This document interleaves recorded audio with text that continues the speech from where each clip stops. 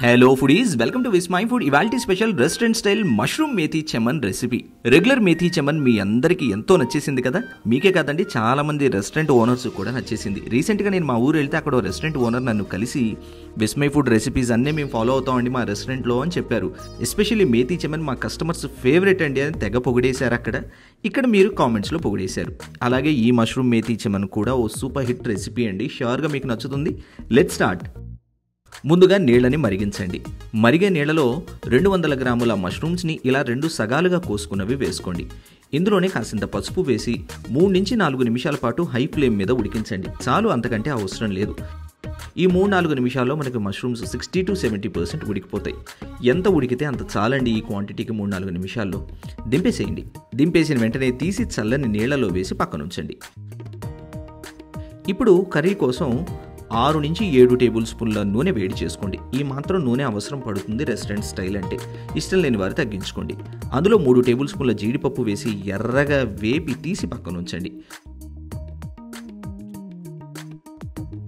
మిగిలిన నూనెలో 1/2 tea spoon జీలకర్ర, 1/2 టీ స్పూన్ సోంపు వేసి చిట్లనివ్వండి. సోంపు పూర్తిగా ఆప్షనల్ అండి, వేస్తే ఫ్లేవర్ బాగుంటుంది.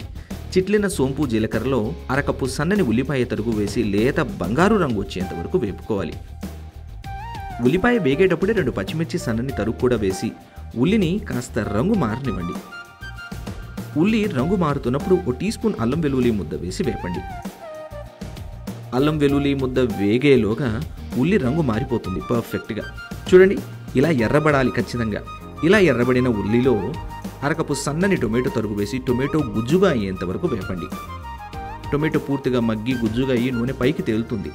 అప్పుడు ఇందులో 1/4 టీ స్పూన్ జీలకర్ర పొడి, 1/8 టీ స్పూన్ పసుపు, 1/2 టీ స్పూన్ ధనియాల పొడి, రుచికి సరిపోను ఉప్పు, 1/2 టేబుల్ స్పూన్ దాకా కారం, 1 టేబుల్ స్పూన్ కసూరి మేతి, కాసి నీళ్లు వేసి నూనె పైకి తేలేంత వరకు వేపండి.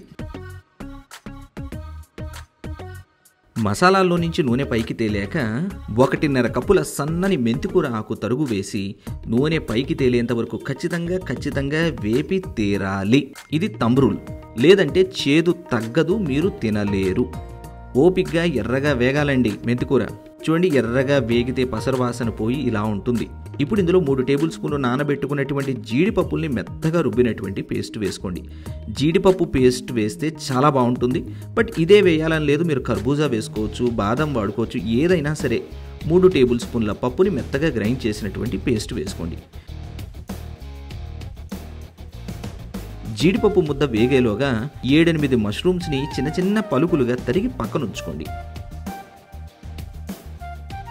జీడిపప్పు ముద్దలో నుంచి నూనె పైకి తేలాలండి ఖచ్చితంగా. ఇలా తేలాక సుమారుగా 3/4 కప్పు దాకా వేడివేడి నీరు పోసి కలిపి గ్రేవీని సన్నని సెగ మీద నూనె పైకి తేలేంత వరకు మరిగించి తీరాలి.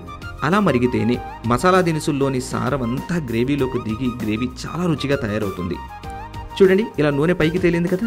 అప్పుడు ఇందులో తరుక్కున్నటువంటి మష్రూమ్స్, పార్బాయిల్డ్ మష్రూమ్స్, ఇంకా మనం మొదట్లో వేపుకున్నటువంటి జీడిపప్పునే కదా, అవి వేసేయండి. ఇవన్నీ వేసి ఇంకొంచెం నీరు పోసి కలిపి మీడియం ఫ్లేమ్ మీద 3-4 నిమిషాల పాటు ఉడికించండి. గ్రేవీలోని మసాలాల సారం అంతా మష్రూమ్స్కి పట్టాలి. 3-4 నిమిషాల తర్వాత 2 టేబుల్ స్పూన్ల fresh cream, 1/2 teaspoon kasuri మేతిని నలిపి వేసుకోండి. ఇంకా పైన 1 టేబుల్ స్పూన్ నెయ్యి వేసి కలిపి దింపేసేయండి. క్రీమ్ వేసాక మరిగించకూడదు. స్టవ్ ఆపేసి క్రీమ్ వేసి కలుపుకొని దింపుకుంటే బ్యూటిఫుల్గా ఫ్లేవర్స్ ఉంటాయండి. మీరు ఇమీడియట్గా సర్వ్ చేసేట్లయితే నేను చూపిస్తున్నటువంటి టెక్స్చర్లో ఉంచండి. లేదు మీరు 2-3 గంటల తర్వాత తింటాం అని అనుకున్నప్పుడు ఇంకాసింత పలచగా చేసుకుంటే 2-3 గంటలకి టెక్స్చర్ పర్ఫెక్ట్గా సెట్ అవుతుంది. చాలా బాగుంది కదా చూడ్డానికి. టేస్ట్ జబర్దస్త్గా ఉంటుందండి రోటీసు జీరా రైస్తో. తప్పక మీరు ట్రై చేసి ఎలా కుదిరిందో నాతో కమెంట్ చేసి షేర్ చేసుకోండి.